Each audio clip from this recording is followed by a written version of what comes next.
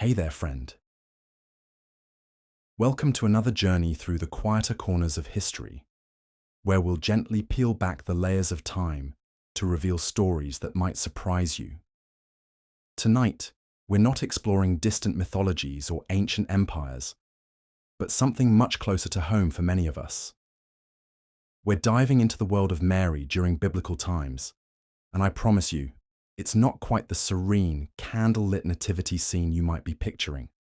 Whether you're settling in for the night or just looking to slow down after a long day, I'm grateful you've chosen to spend this time with me. Before we begin our journey, I'd love to know where in the world you're listening from and what time it is in your corner of the globe. There's something wonderfully comforting about knowing we're all connected through these ancient stories, no matter how many time zones separate us. And if this kind of gentle historical storytelling helps you drift off to sleep, please consider subscribing. We have many more stories waiting to lull you into peaceful dreams. Now, let's set the scene, shall we? Picture this. The sun rising over the dusty hills of first-century Palestine, casting long shadows across stone houses that have stood for generations.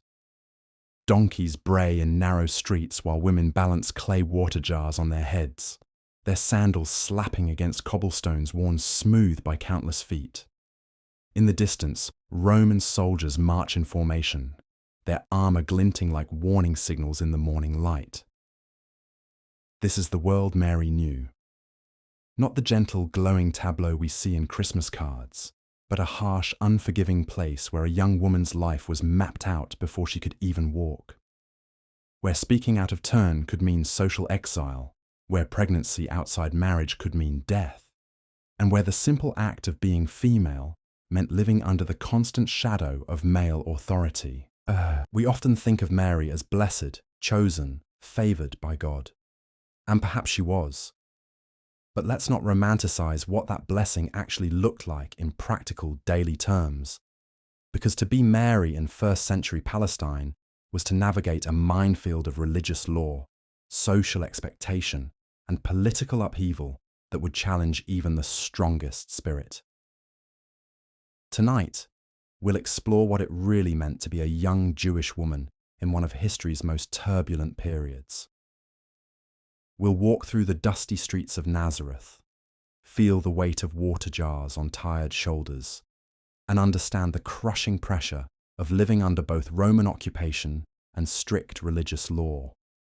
We'll discover why Mary's story, far from being a gentle lullaby, was actually one of incredible courage in the face of almost impossible odds. So dim the lights, pull those blankets a little closer, and let's journey back 2,000 years to a world where women had no voice, no choice, and no escape from the roles society carved out for them. Let's meet Mary, not as a figure in stained glass, but as a real woman facing real challenges in a world that offered precious little mercy to those born without power. The first thing you need to understand about Mary's world is that it was not her world at all. It belonged to men. Her father, her future husband, the village elders, the Roman governors, the Jewish religious authorities. She was merely a temporary resident in her own life, waiting to be handed from one male guardian to another like a piece of carefully maintained property.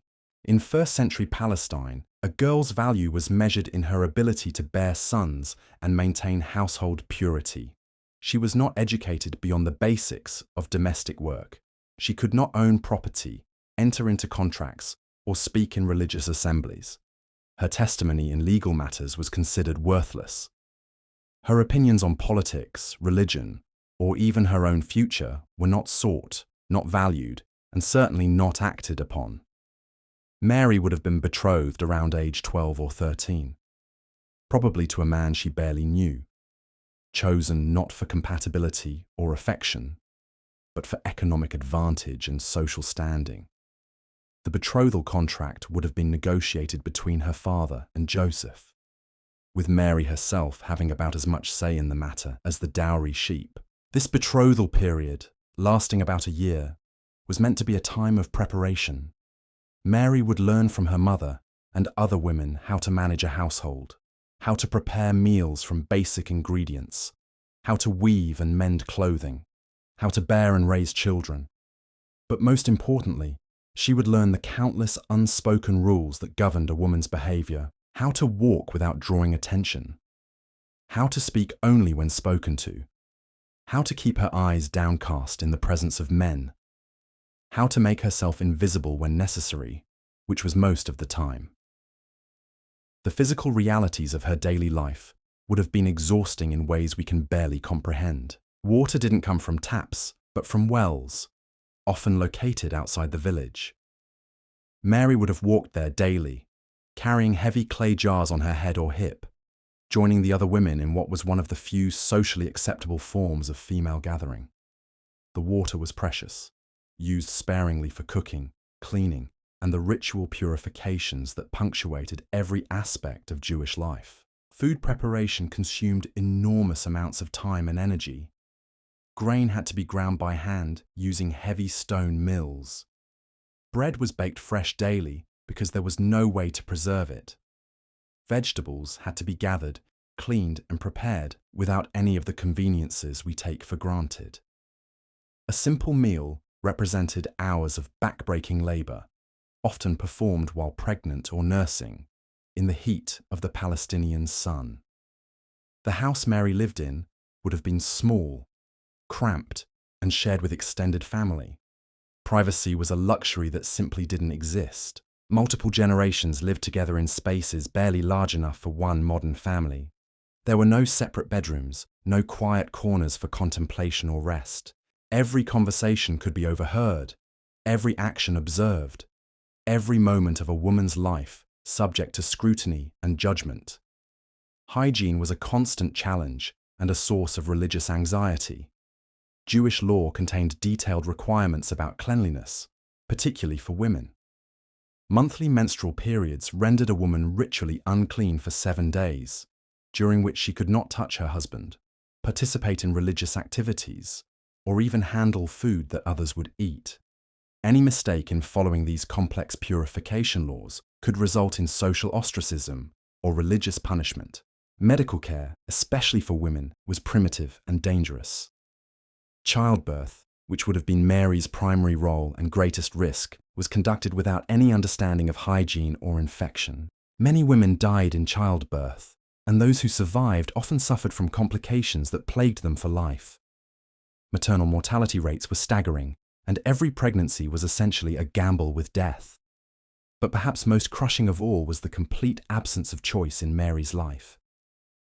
She could not choose her husband, her home, her daily activities, or even her own name once married. She would take Joseph's family name and become, in legal and social terms, his property.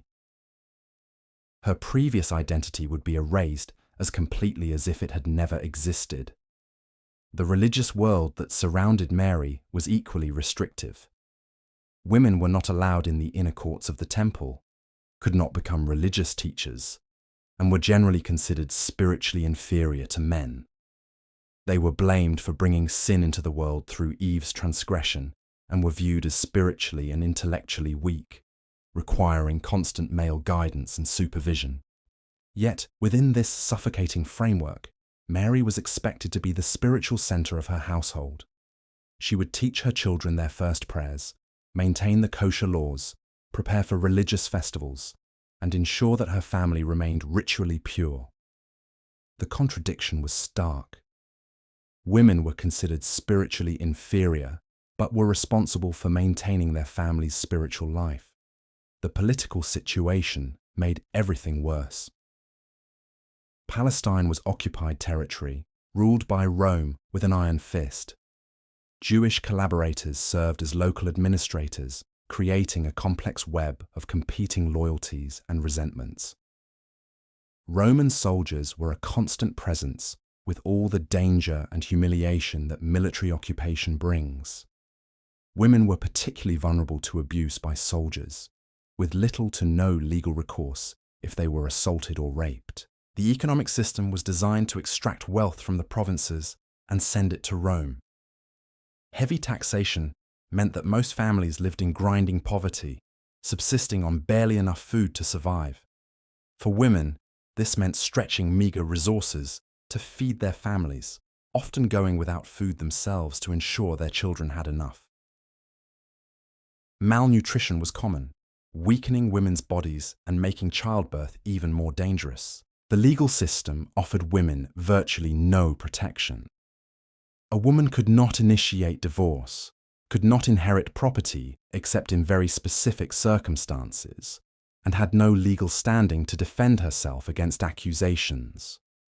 If her husband died, she became the responsibility of his male relatives, who might or might not choose to care for her. Widows without male protection often faced destitution and were forced to beg or sell themselves to survive. Social pressure was intense and unrelenting. Every aspect of a woman's behavior was scrutinized by the community.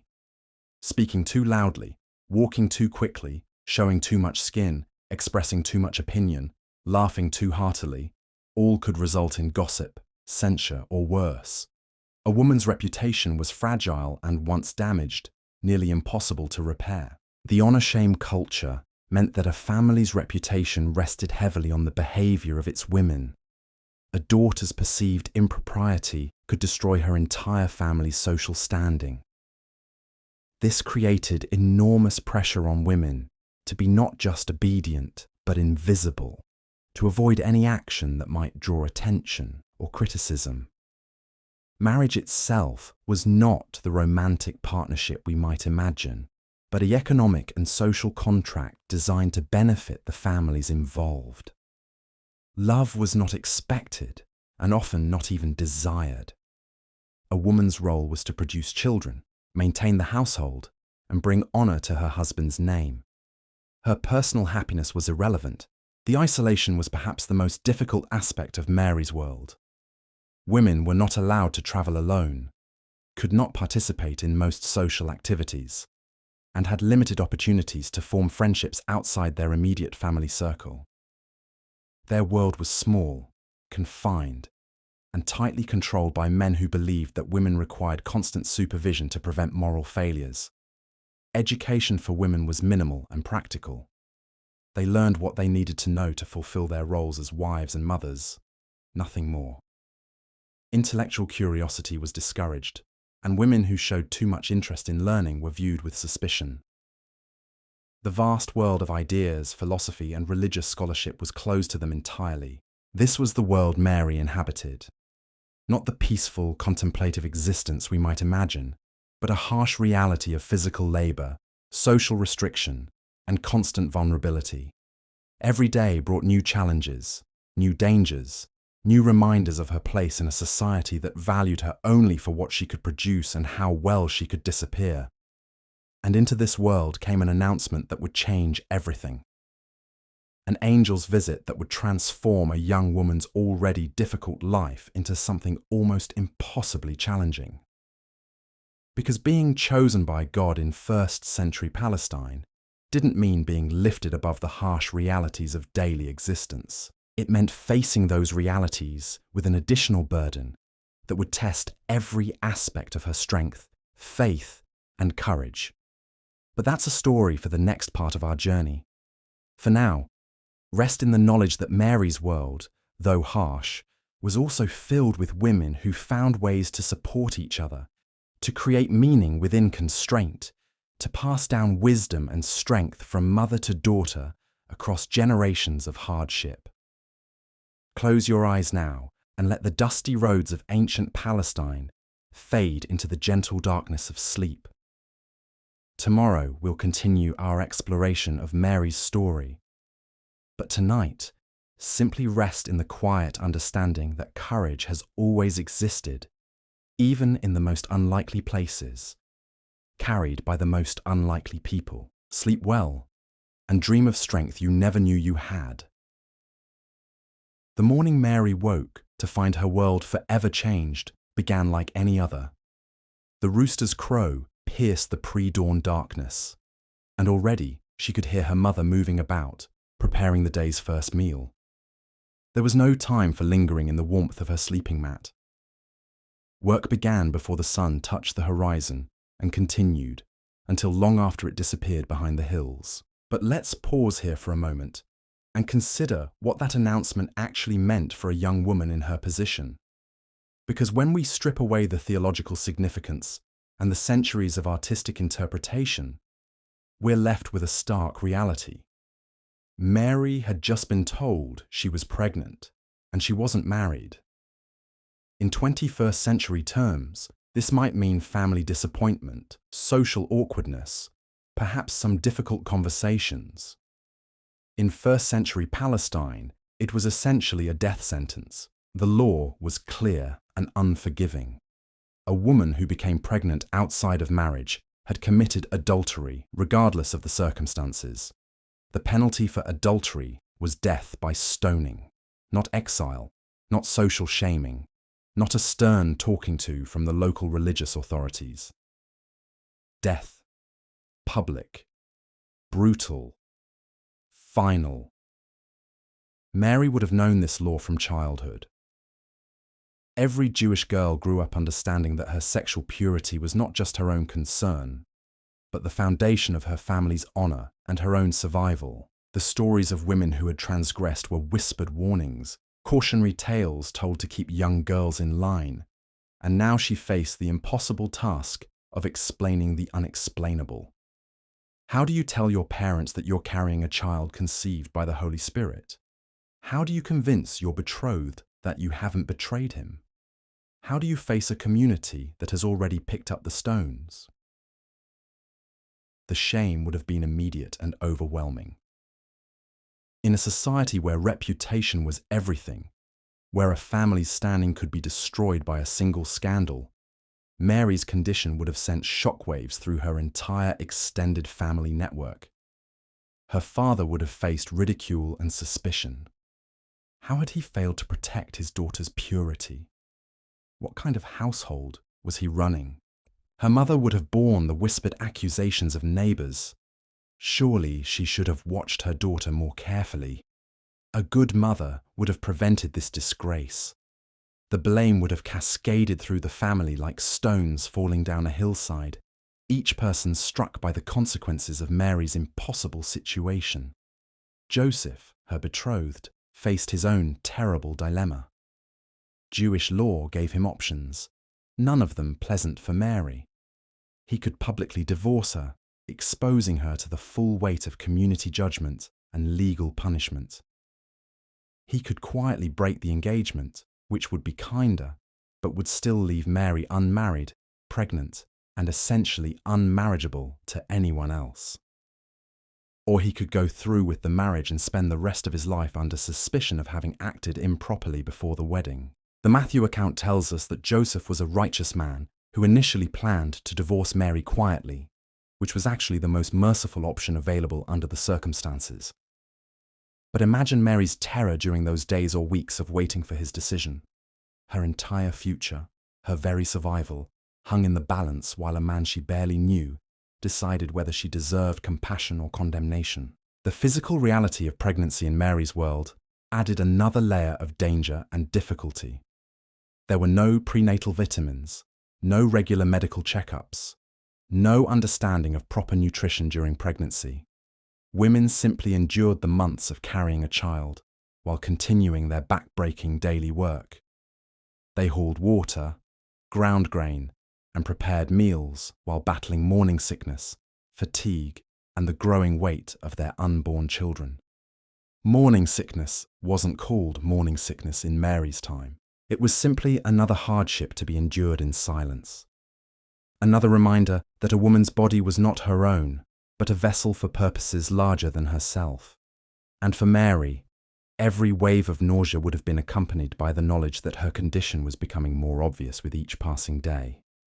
The dietary restrictions of Jewish law made proper nutrition even more challenging. Pregnant women needed additional protein and nutrients, but kosher laws limited food options, and poverty limited them even further. Most families subsisted primarily on bread, olives, vegetables, and occasional fish or dairy products. Meat was a luxury reserved for special occasions. Mary would have been growing a child while often going hungry herself. The clothing of the time offered little accommodation for pregnancy. Women wore simple tunics and robes that became increasingly uncomfortable as their bodies changed.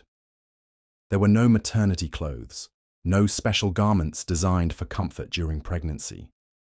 Mary would have had to make do with loosening ties and borrowing larger robes from other women, all while trying to maintain the modesty required by religious and social law. Sleep became increasingly difficult as her pregnancy progressed. The hard sleeping mats provided little cushioning, and finding a comfortable position became nearly impossible. But there was no reduced workload, no consideration for her changing physical needs. The water still needed to be carried, the bread still needed to be baked, the household still needed to be maintained. The journey to Bethlehem, required by the Roman census, represents one of the most challenging aspects of Mary's experience. Traveling in late pregnancy was dangerous under the best of circumstances, but Mary and Joseph would have been poor travelers without the luxury of comfortable transportation. They likely walked most of the way, a journey of several days through rough terrain. Picture Mary, 9 months pregnant, walking mile after mile on dusty roads under the Palestinian sun. Her feet would have been swollen, her back aching, her energy depleted. There were no rest stops, no comfortable inns welcoming poor travelers, no medical assistance if complications arose. Every step was an act of faith and endurance. The famous "no room at the inn" detail takes on new meaning when we understand the social dynamics at play. Mary and Joseph weren't just inconvenienced by a busy travel season. As a poor, unwed couple with a pregnant woman in apparent disgrace, they would have been the last priority for any innkeeper. Their social status made them undesirable guests, the kind of people respectable establishments would turn away even if space was available.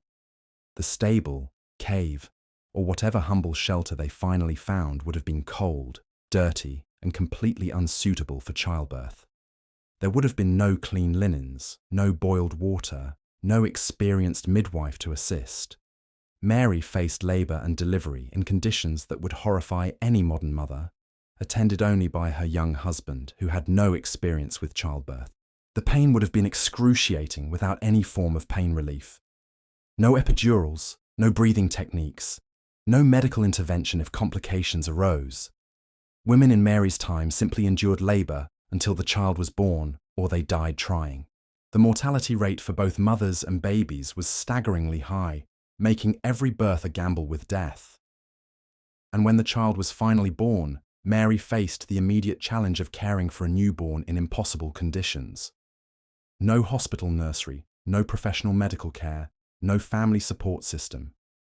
Just a teenage mother, alone with her baby in a shelter meant for animals, trying to figure out how to keep both of them alive. The religious requirements surrounding childbirth added another layer of complexity. Jewish law required specific purification rituals after birth, offerings at the temple, and careful observance of cleanliness laws. Mary would have been considered ritually unclean for weeks after delivery, unable to participate in religious activities or even touch sacred objects.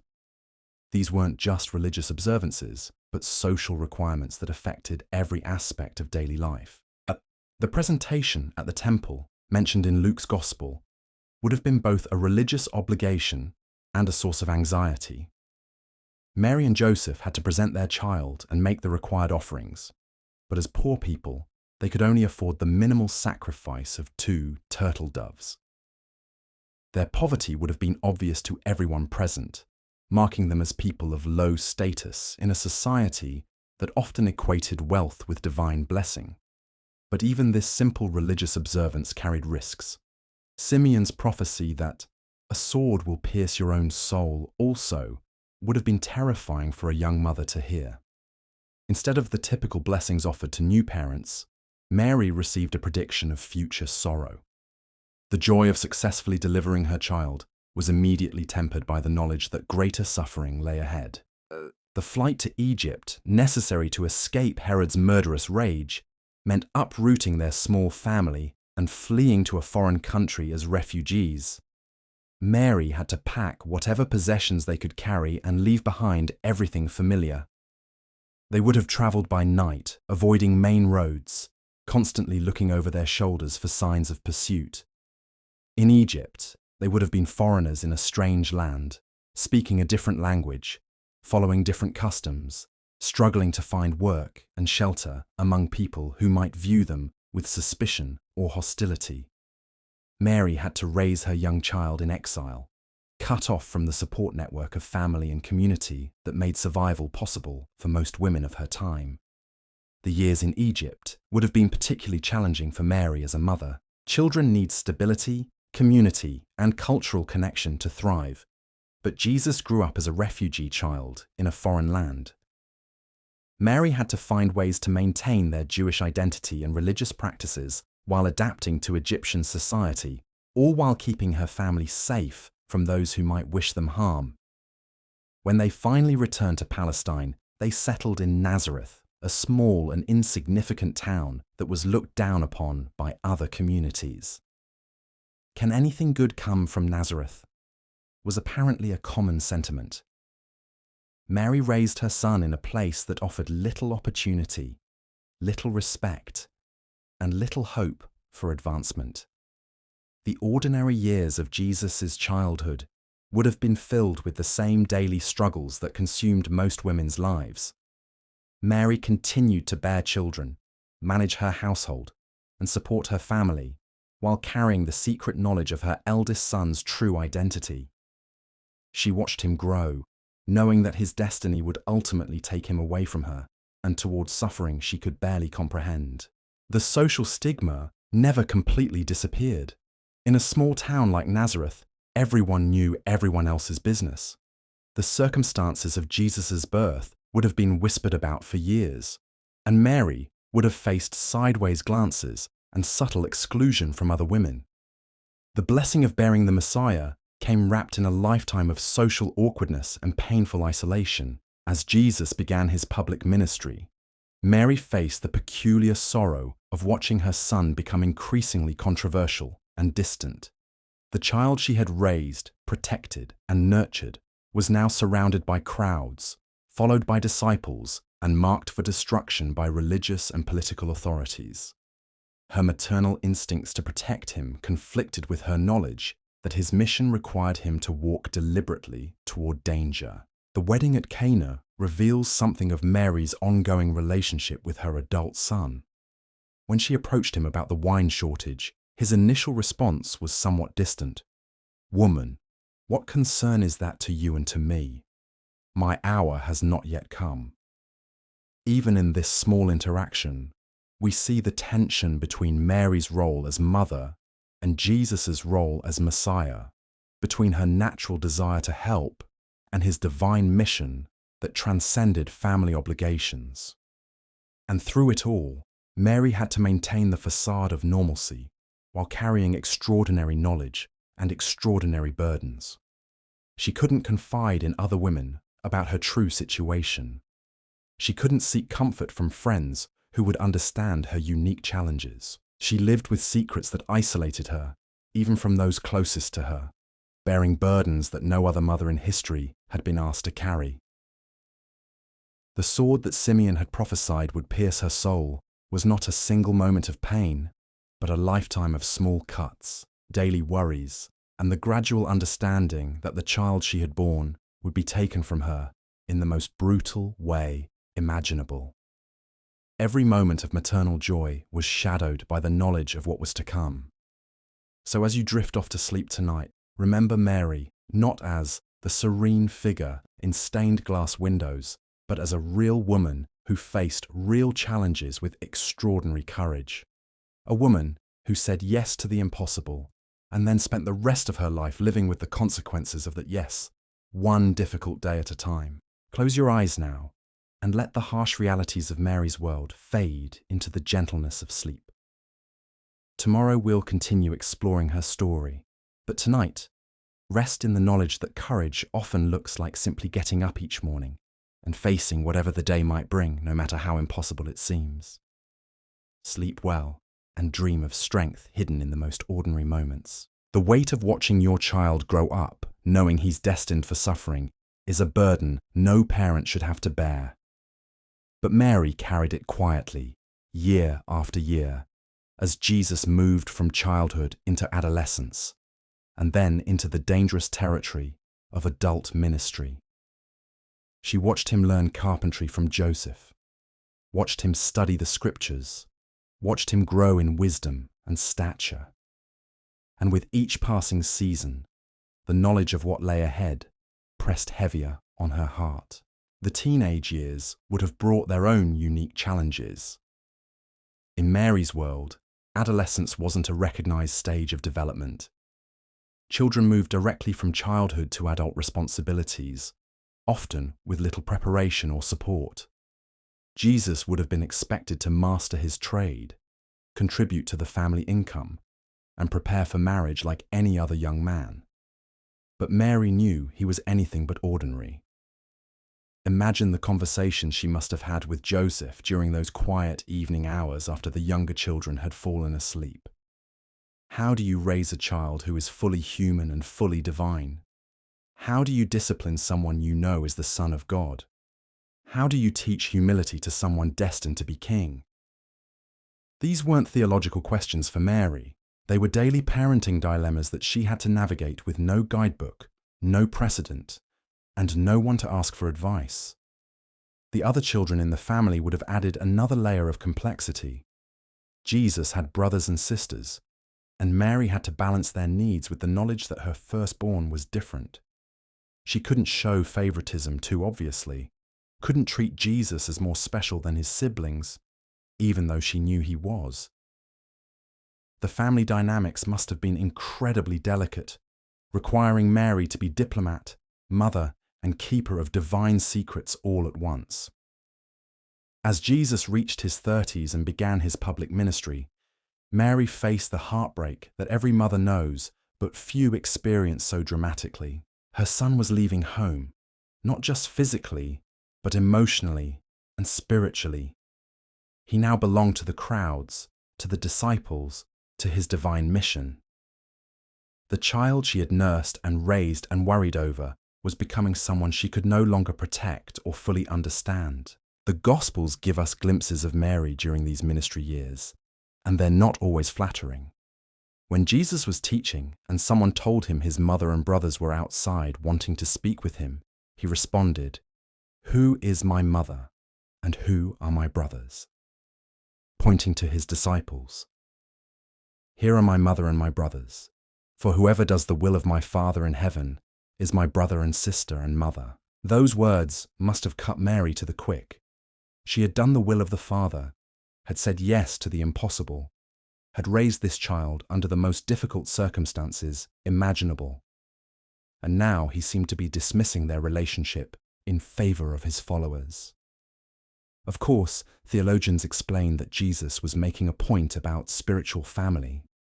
But Mary heard those words as a mother whose child was growing away from her. The increasing controversy surrounding Jesus' ministry would have been a constant source of anxiety for Mary. She lived in a small community where everyone knew she was his mother. Every criticism of his teaching, every threat from the religious authorities, every whisper of rebellion or blasphemy would have reflected back on her. She would have faced questions, suspicions, and possibly outright hostility from neighbors who couldn't understand what her son was doing or saying. The Jewish religious establishment was not known for its tolerance of troublemakers, and Jesus was definitely making trouble. He was challenging their authority, questioning their interpretations of Scripture, and gathering followers who might threaten their power. Mary would have been acutely aware of the danger this posed, not just to Jesus, but to their entire family. Association with a suspected revolutionary could bring Roman attention, and Roman attention rarely ended well for Jewish families. The economic impact of Jesus' ministry would have been significant as well. He had abandoned his trade as a carpenter to become a wandering teacher, which meant he was no longer contributing to the family income. In a society where every pair of working hands was essential for survival, losing the labor and earnings of an adult son would have created real hardship for Mary and the rest of the family. The social isolation would have been perhaps even harder to bear. Mary had always been somewhat set apart by the circumstances of Jesus' birth, but now she was the mother of a controversial religious figure. Other women might have been afraid to associate with her too closely, worried about guilt by association. The normal support networks that helped women survive in that harsh world might have been compromised or lost entirely. And then there were the miracles. Imagine being Mary and hearing second-hand accounts of your son healing the sick, raising the dead, feeding thousands with a few loaves and fish. On one hand, these reports must have filled her with pride and wonder. On the other hand, they made him even more of a target for those who saw his growing influence as a threat to their own power. The wedding at Cana, where Jesus turned water into wine at Mary's request, shows us something important about their relationship during this period. Mary still felt comfortable approaching her son with a problem, still believed he might help solve it. But Jesus' initial reluctance and his address to her as woman rather than mother suggests a certain distance, a reminder that their relationship had changed now that his public ministry had begun. Mary would have heard the growing whispers about her son claiming to be the Messiah, the Son of God, the one who would save Israel. For most mothers, such claims would be evidence of mental illness or dangerous delusion. But Mary knew better. She remembered the angel's announcement, the virgin birth, the prophecies spoken over the infant Jesus. She knew the whispers were true, which made them even more terrifying. The opposition was building, and Mary could see it coming like storm clouds gathering on the horizon. The Pharisees were plotting against Jesus, the Romans were watching him with suspicion, and his own followers sometimes seemed to misunderstand his mission completely. She was watching her son walk deliberately toward a confrontation that she knew he couldn't win, at least not in any way that would spare him suffering. The Palm Sunday celebration must have been bittersweet for Mary. Finally, her son was being recognized and celebrated by the crowds in Jerusalem. The people were shouting "Hosanna" and laying palm branches in his path. It was a moment of triumph, of vindication. But Mary knew how quickly crowds could turn, how fickle public opinion could be. She had lived in this world long enough to know that the same voices shouting praise today might be calling for crucifixion tomorrow. The final week of Jesus' life would have been agony for Mary, in ways we can barely imagine. She knew what was coming, had always known, but that didn't make it any easier to watch unfold. The Last Supper, the arrest in the garden, the trials before Pilate and Herod, each event brought her closer to the moment she had been dreading for over 30 years. The betrayal by Judas would have been particularly painful. This was someone Jesus had chosen as a disciple, someone who had been part of their extended family circle. Mary would have known Judas, probably worried about him during dangerous journeys, celebrated with him during times of success. To see him turn against Jesus for 30 pieces of silver must have felt like a knife wound to her heart. And then came Peter's denial, another betrayal that would have cut deep. Peter, the rock upon which Jesus said he would build his church, couldn't even admit to knowing him when the pressure was on. If the disciples were abandoning Jesus, what hope was there? Mary watched her son's support system crumble just when he needed it most. The trials were a mockery of justice, and Mary would have seen them for what they were. She had lived under Roman rule long enough to know how these things worked. The outcome was predetermined. The proceedings were just theatre. Her son was going to die, and there was nothing she could do to stop it.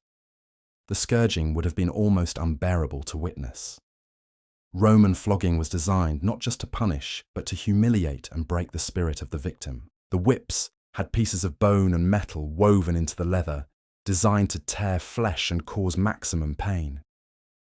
Mary would have seen her child, the baby she had nursed and comforted and protected, being tortured by soldiers who saw him as nothing more than another condemned criminal. The crown of thorns was a cruel joke, mockery of Jesus' claim to be a king. But for Mary, seeing those thorns pressed into his scalp, watching the blood run down his face, it was the fulfillment of every mother's worst nightmare. This was her child's suffering, and she was powerless to help him. The walk to Calvary with Jesus carrying his cross through the streets of Jerusalem was a public parade of humiliation. Mary would have followed, probably at a distance, watching her son stumble under the weight of the wooden beam, seeing him fall and struggle to get back up. The crowds that had welcomed him just days before were now jeering and spitting, adding insult to his physical agony. At the crucifixion itself, Mary stood as close as she was allowed, watching her firstborn die in the most brutal way the Romans could devise. Crucifixion was designed to be slow, painful, and public. It was meant to serve as a warning to anyone who might challenge Roman authority. The victims typically took hours or even days to die, suffocating slowly as their strength failed, and they could no longer push themselves up to breathe. Mary watched Jesus struggle for breath, heard him cry out in thirst and pain, saw him speak words of forgiveness to those who were killing him. She witnessed his final moments, his last words, his death, and then she had to figure out how to go on living in a world without him. The burial would have been rushed and incomplete because of the approaching Sabbath. Jesus was placed in a borrowed tomb, wrapped in borrowed burial cloths, mourned by a small group of followers who were too afraid of arrest to gather publicly. Mary had to say goodbye to her son in secret, without the proper rituals and ceremonies that usually helped families process their grief. The 3 days between the crucifixion and the resurrection were probably the longest of Mary's life. Everything she had believed, everything she had sacrificed, everything she had endured seemed to have ended in failure. Her son was dead, his disciples were scattered, and his message appeared to have died with him. The angel's promise that he would be great and reign on the throne of David seemed like a cruel joke. But then came Easter morning, and everything changed again. The resurrection vindicated Mary's faith, proved that her son really was who he claimed to be, and transformed his death from a tragedy into a victory. But it also meant saying goodbye to him all over again, this time knowing that he was returning to the Father and wouldn't be coming back to share her daily life. The ascension must have been both glorious and heartbreaking for Mary. She watched her son, the child she had raised and loved and worried over for more than 3 decades, return to heaven where she couldn't follow. The promise of his eventual return was comforting, but it didn't fill the immediate emptiness of his absence. After Jesus' death and resurrection, Mary largely disappears from the biblical narrative. She's mentioned as being present with the disciples at Pentecost, but after that, she fades into the background of early church history. This woman who had been at the center of the most important story ever told becomes a footnote, remembered but not prominent. The early Christian community would have revered Mary as the mother of their Lord, but they would also have expected her to remain quiet and humble, to not draw attention to herself or claim special status because of her relationship to Jesus.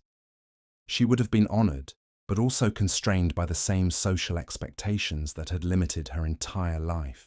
Mary likely spent her remaining years as part of the early Christian community in Jerusalem, worshipping with other believers, sharing her memories of Jesus' childhood and ministry, and watching the church grow beyond anything she could have imagined.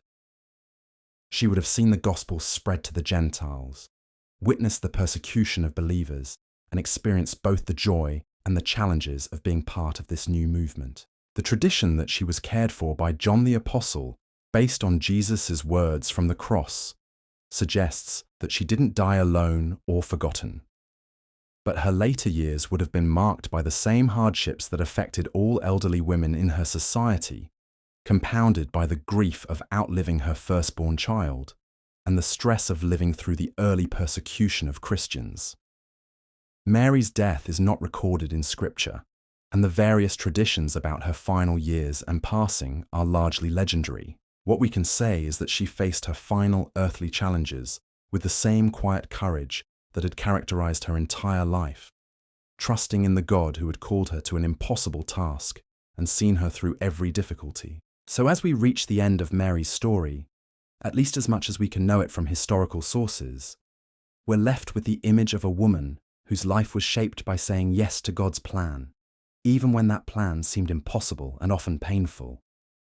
She lived with secrets she couldn't share, bore burdens she couldn't lay down, and watched her child suffer in ways that no mother should have to witness.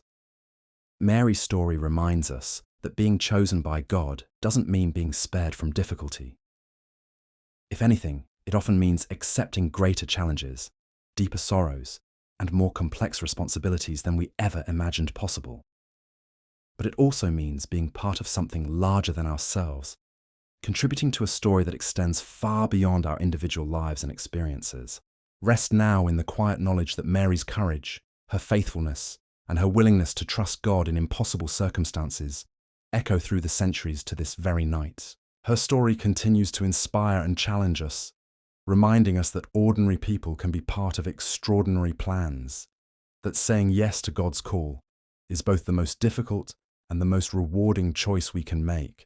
Close your eyes and let the weight of Mary's story settle gently around you like a warm but comforting blanket. Tomorrow will bring its own challenges, its own opportunities to show courage in difficult circumstances. But tonight, simply rest in the peace that comes from knowing that you are part of a story much larger and more beautiful than any individual chapter. Sleep well and dream of the strength that comes from saying yes to love, even when that yes leads through valleys we never wanted to walk. But Mary's challenges didn't end with Jesus' death and resurrection. If anything, her position in the early Christian community brought a new set of difficulties that would have tested her in ways she could never have anticipated. Because being the mother of the Messiah in a world that was still trying to figure out what that meant was its own kind of burden. The early church was not the organized, institutional religion we know today. It was a loose collection of believers meeting in homes, sharing meals, and trying to understand what Jesus' teachings meant for their daily lives. There were no established hierarchies, no clear doctrines, no written scriptures beyond the Hebrew Bible. Everything was fluid, experimental, and often contentious. Mary found herself in the peculiar position of being both revered and marginalized. The other believers looked to her as a living link to Jesus, someone who had known him from birth and could share stories about his childhood that no one else possessed. Yet she was still a woman in a patriarchal society, expected to remain quiet and defer to male leadership, even in matters concerning her own son. The questions must have been endless and exhausting. What was Jesus like as a child? Did he always know who he was? When did the miracles begin? What did he say about this teaching or that practice? Mary became a living repository of information that the growing church desperately needed, but she had to share it within the constraints of social expectations that hadn't changed just because her son had risen from the dead. The theological debates of the early church would have been particularly challenging for Mary. These learned men, many of whom had never even met Jesus, would argue passionately about his nature, his teachings, and his intentions. They would cite scripture, invoke philosophical principles, and construct elaborate arguments about the meaning of his words and actions. And through it all, Mary would have sat quietly, knowing things they could never understand because she had lived them. When Paul began preaching to the Gentiles and arguing that circumcision wasn't necessary for salvation, Mary would have been caught between worlds. She was a devout Jewish woman who had followed the law all her life, yet she was also the mother of someone who had challenged those same laws. How do you navigate theological controversies when your personal experience doesn't fit neatly into anyone's systematic theology? The persecution of Christians added another layer of danger and difficulty to Mary's later years. Under Emperor Nero, believers were burned as torches, fed to lions, and crucified as entertainment. Mary would have lived with the constant awareness that her association with Jesus made her a target. At any moment, Roman soldiers could arrive at her door with orders for arrest. The social isolation would have been particularly acute during times of persecution. When being identified as a Christian could mean death, the normal networks of community support became dangerous. Mary couldn't openly seek help from neighbors or participate in normal social activities without risking exposure. The church community provided some support, but they were all facing the same dangers and limitations. The economic challenges of her later years would have been severe. In a society with no social safety net, elderly widows without male protection often faced destitution.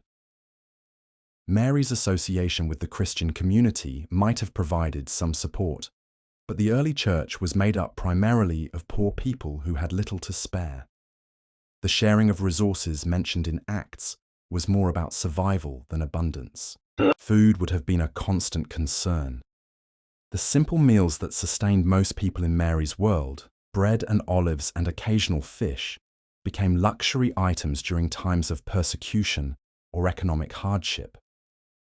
Mary would have known hunger, real hunger, the kind that gnaws at your stomach and weakens your body and clouds your thinking. The irony of the mother of the one who fed the 5,000 going hungry would not have been lost on her. The medical care available to elderly women in the first century was primitive at best and often dangerous. Common ailments that we treat easily today, arthritis, infections, digestive problems, could become life-threatening without proper treatment. Mary would have suffered through illnesses with nothing more than herbal remedies and the prayers of fellow believers, watching her body gradually fail as she aged. The grief of outliving her child would have been a constant companion during these years.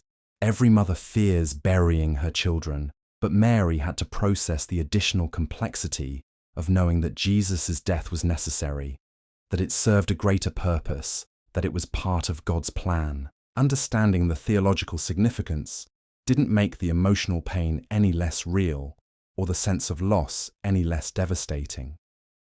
The other children in the family would have faced their own challenges as the siblings of Jesus. James eventually became a leader in the early church, but that position would have brought both honor and danger. Mary would have worried about all her children, knowing that their connection to Jesus made them targets for those who opposed the growing Christian movement. The changing nature of worship would have been disorienting for someone who had spent her entire life following Jewish customs and traditions.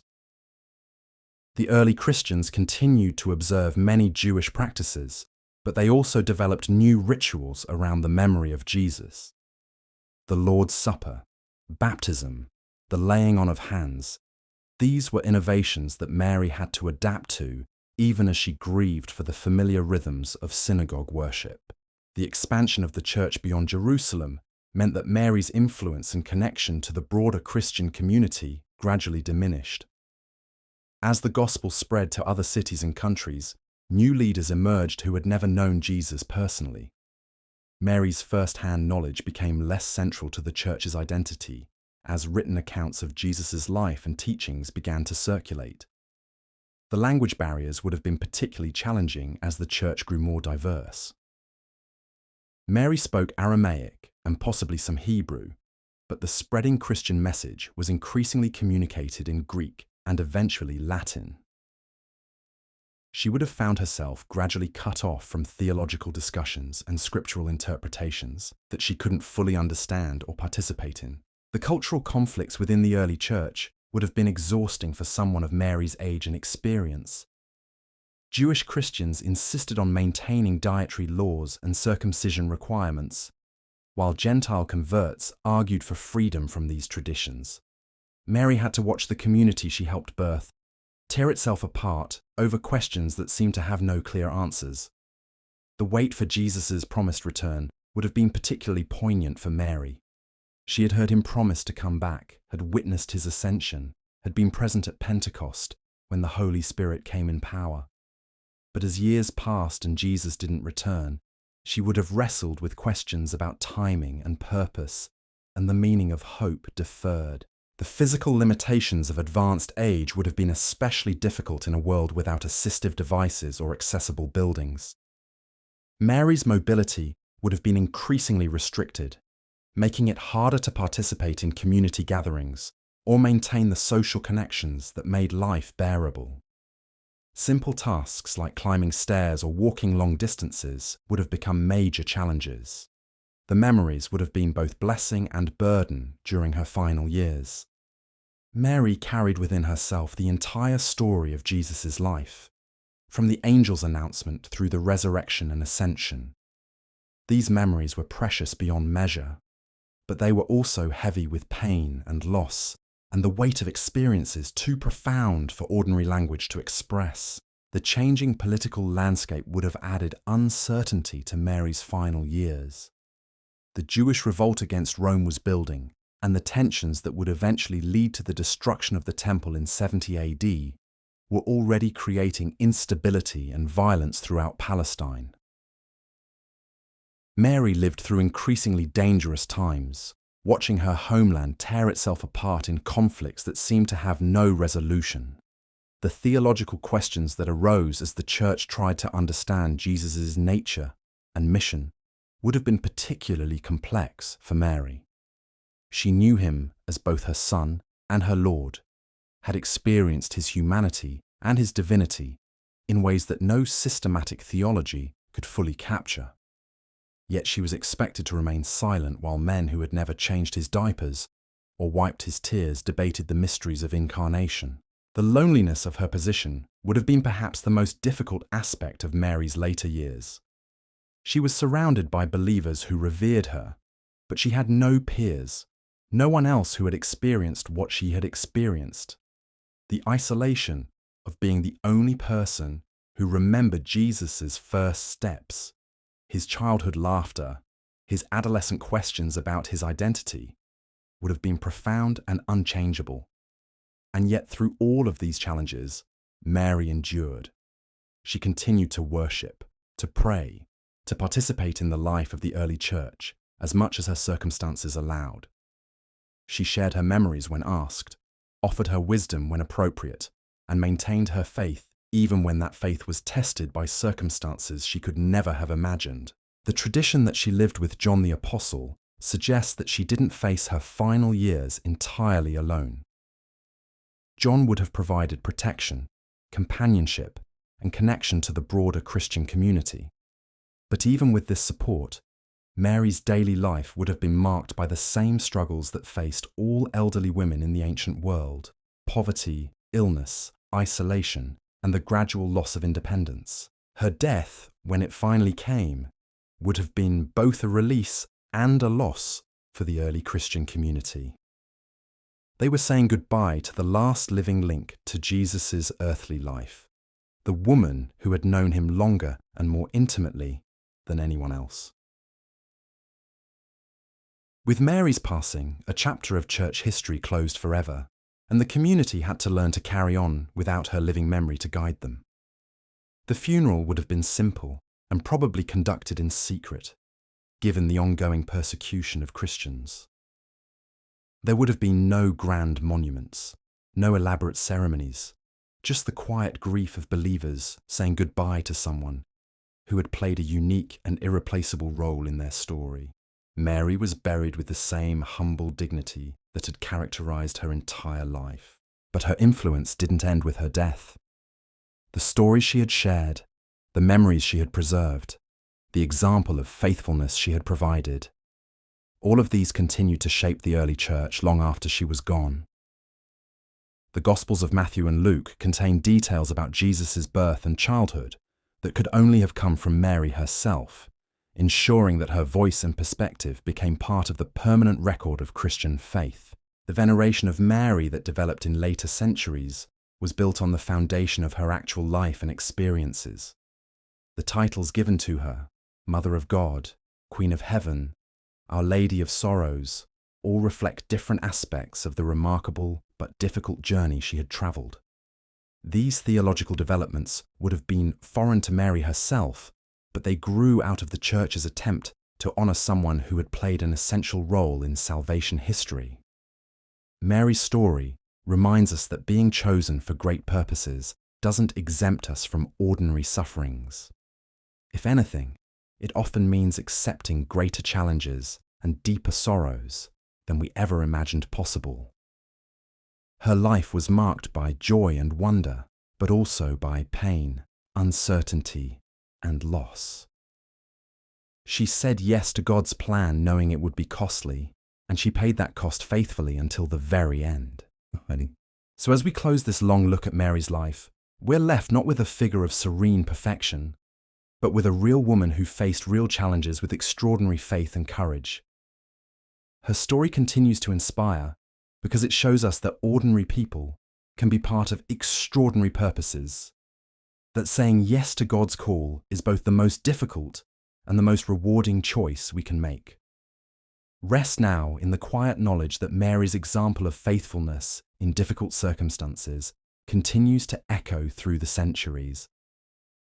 Her willingness to trust God when she couldn't see the whole picture, her persistence in the face of overwhelming challenges, her quiet strength in seasons of loss and uncertainty, all of these continue to offer hope and encouragement to anyone facing their own impossible circumstances.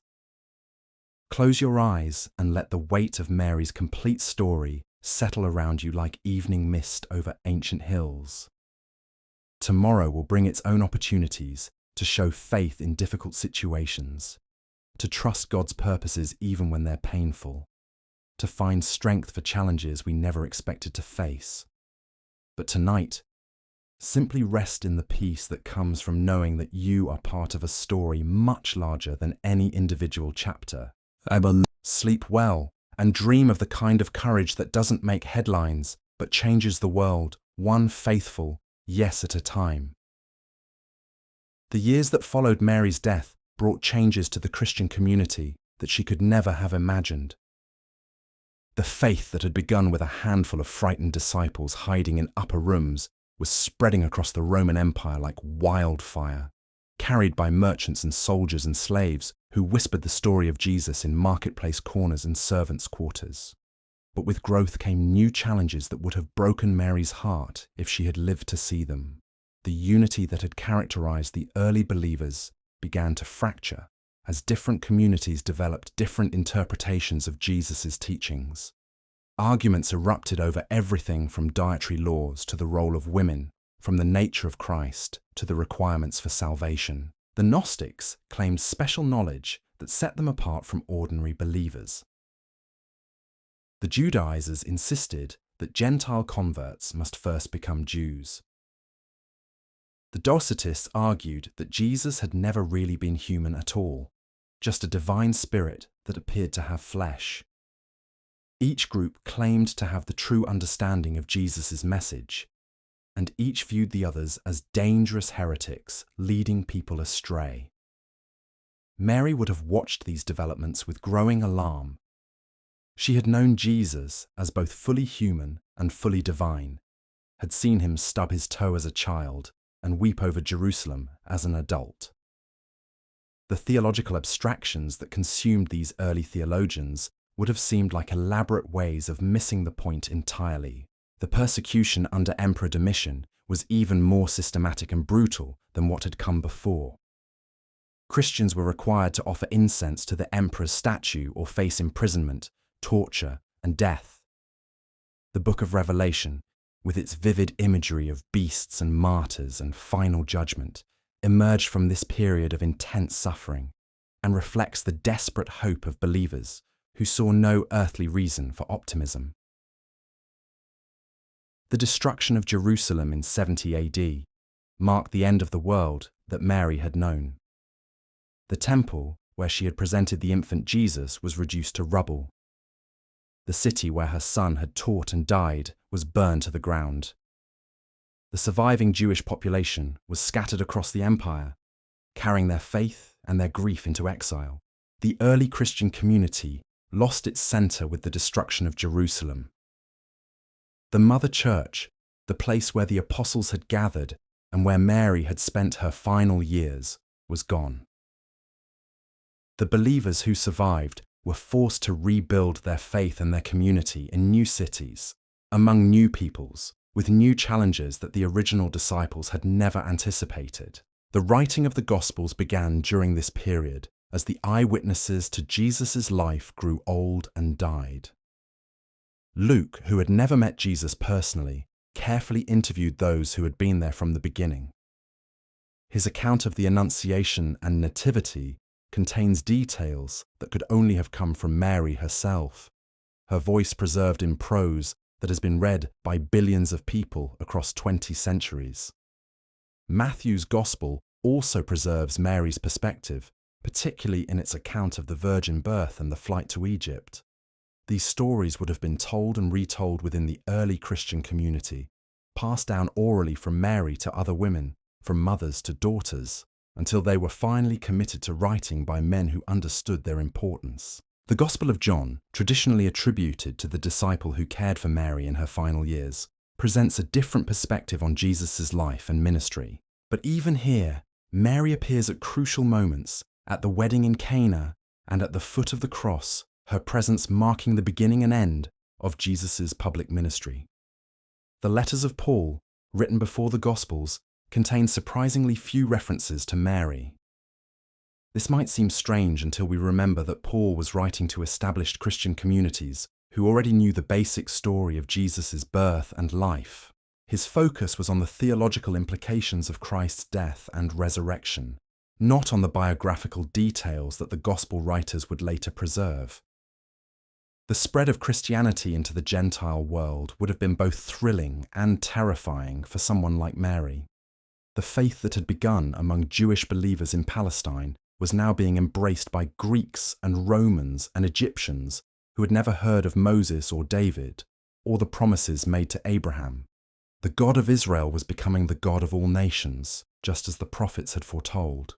But this expansion also meant that Jesus' story was being told in languages Mary had never spoken, in cultural contexts she had never experienced, by people who had never walked the dusty roads of Galilee or felt the desert wind blow across the hills of Judea. The universal message of salvation was reaching the ends of the earth, but it was also being separated from its Jewish roots in ways that would have profound consequences for centuries to come.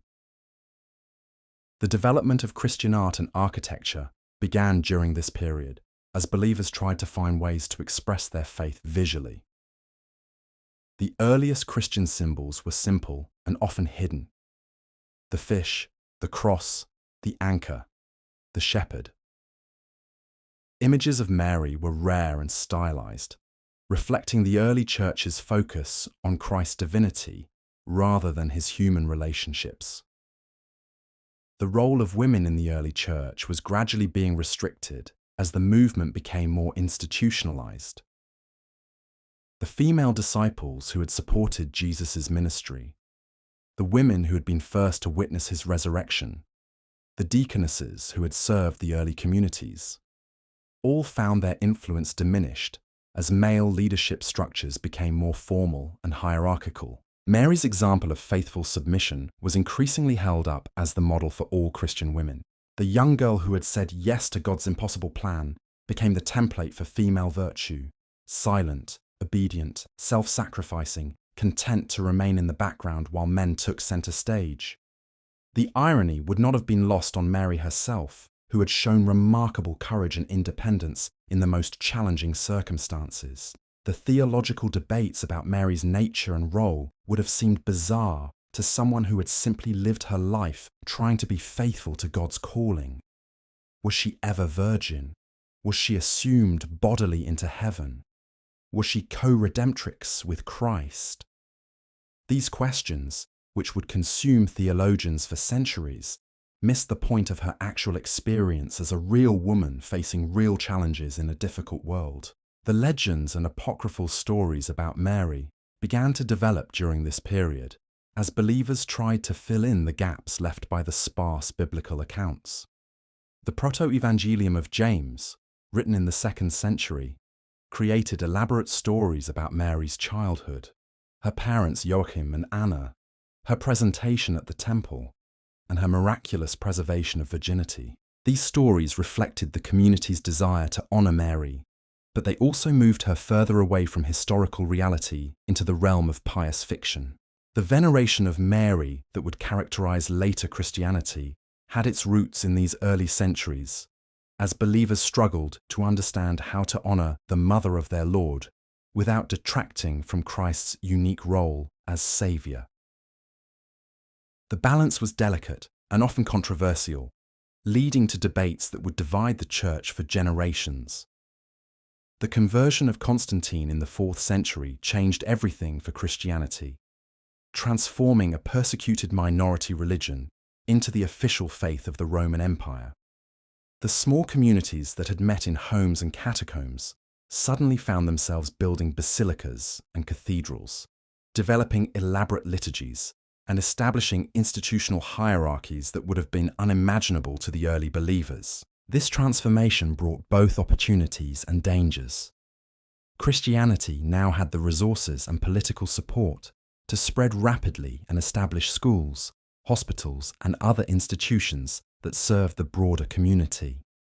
But it also risked losing the radical edge that had characterized Jesus' original message, becoming instead a comfortable religion of the powerful rather than a revolutionary movement of the oppressed. The Council of Nicaea in 325 AD established the basic theological framework that would define Orthodox Christianity for centuries to come. The debates about Christ's nature that consumed the Council Fathers would have seemed strange to Mary, who had known him simply as her Son and her Lord.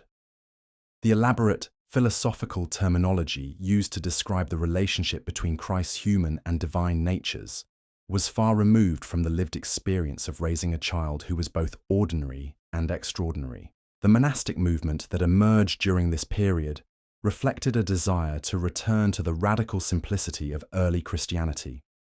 Monks and nuns withdrew from the world to pursue lives of prayer, poverty, and service, often looking to Mary as their model of complete dedication to God's will. The Desert Fathers and Mothers found in her story an example of how to say yes to God's calling, regardless of the personal cost. The barbarian invasions that began in the 4th century brought new challenges and opportunities for the Church. As the Roman Empire crumbled, Christianity often provided the only stable institutions in a world of chaos and violence. Bishops became civil administrators, monasteries preserved learning and culture, and the Church took on responsibilities that secular governments could no longer fulfill. The emergence of Islam in the 7th century presented Christianity with a new rival that also claimed to honor Jesus and Mary. The Quran speaks respectfully of both, but places them within a different theological framework that Christians found threatening. The subsequent conflicts between Christian and Muslim civilizations would shape world history for centuries to come. The iconoclastic controversies of the 8th and 9th centuries focused partly on images of Mary, as believers debated whether visual representations of the Mother of God were appropriate aids to worship or dangerous forms of idolatry. The theological arguments were complex, but they reflected the ongoing challenge of honoring Mary without worshipping her. The medieval period saw the development of elaborate Marian devotions that would have been foreign to the historical Mary. The Rosary, the Hail Mary prayer, the feast days celebrating various aspects of her life and character, all represented attempts to keep her memory alive in the devotional life of ordinary believers. These practices brought comfort to millions of people, but they also created a version of Mary that was increasingly removed from the real woman who had lived in 1st century Palestine. The Crusades were launched partly in response to Muslim control of the Holy Land, including the places where Mary had lived and died. Christian knights marched to war carrying banners with her image, believing that the Mother of God would grant them victory over the infidels. The irony of using Mary, who had watched her son die for love of his enemies, as a symbol of religious warfare would have been profound and heartbreaking. The university system that emerged in medieval Europe included extensive theological study of Mary's role in salvation history. Scholars like Thomas Aquinas developed sophisticated arguments about her nature and function that influenced Christian thought for centuries. But these academic discussions often lost sight of the simple human story of a young woman who had trusted God in impossible circumstances. The Black Death that swept through Europe in the 14th century led many believers to turn to Mary as an intercessor who might protect them from divine wrath. plague prayers and artistic depictions of Mary sheltering humanity under her cloak reflected the desperate hope of people who saw death all around them and longed for maternal protection in a hostile world. The Renaissance brought new artistic interpretations of Mary that emphasized her human beauty and maternal tenderness. Painters like Leonardo da Vinci and Raphael created images of the Madonna and Child that captured something of the wonder and intimacy of the mother-child relationship, even as they idealized Mary in ways that removed her from ordinary human experience. The Protestant Reformation challenged many of the medieval developments in Marian devotion, with reformers like Martin Luther arguing that excessive focus on Mary detracted from Christ's unique role as mediator. The resulting theological debates often generated more heat than light, as both sides lost sight of the historical Mary in their eagerness to score theological points. The Catholic Counter-Reformation responded by emphasizing Marian devotions even more strongly, leading to new feast days, new theological definitions, and new artistic expressions that further elevated Mary's status in Catholic piety. The Council of Trent defended traditional Marian teachings while trying to address some of the reformers' legitimate concerns about excess and superstition. The Age of Exploration carried Christianity and Marian devotion to the Americas, Asia, and Africa, where they encountered indigenous cultures that interpreted Mary's story through their own lenses. The result was a rich diversity of Marian traditions that reflected local cultures, while maintaining connection to the universal Christian story. The scientific revolution challenged some traditional assumptions about Mary's story, particularly the virgin birth, leading to new theological discussions about the relationship between faith and reason. Some believers felt that scientific explanations threatened the miraculous aspects of Mary's experience, while others argued that God could work through natural processes as well as supernatural interventions. The Enlightenment brought rational criticism of religious traditions, including Marian devotions that seemed to critics like remnants of primitive superstition. Thinkers like Voltaire and Hume questioned the historical reliability of the Gospel accounts and challenged believers to defend their faith on rational grounds. The Industrial Revolution created new social conditions that changed how people understood Mary's relevance to their lives. Urban workers facing harsh factory conditions and social displacement often found comfort in devotions to Mary, who was seen as understanding the struggles of ordinary people, trying to survive in difficult circumstances. So as we drift toward the close of our long journey through Mary's world and its aftermath, we see how her simple yes to God's calling continued to echo through the centuries, inspiring art and architecture, theology and devotion, hope and controversy. The young woman who had carried water from the well in Nazareth became a figure of cosmic significance, honored by billions yet often obscured by the very traditions that sought to celebrate her. Her story reminds us that the most profound changes in history often begin with ordinary people making extraordinary choices in impossible circumstances. Mary's willingness to trust God when she couldn't see the whole picture continues to challenge and inspire anyone facing their own moments of decision, their own calls to step into the unknown. Close your eyes now and let the long arc of Mary's influence settle around you like starlight over ancient hills. Her story continues even now in every act of faith, every choice to trust God in difficult circumstances, every willingness to say yes to love, even when that yes leads through valleys we never wanted to walk. Sleep well and dream of the kind of courage that changes the world, not through grand gestures, but through quiet faithfulness.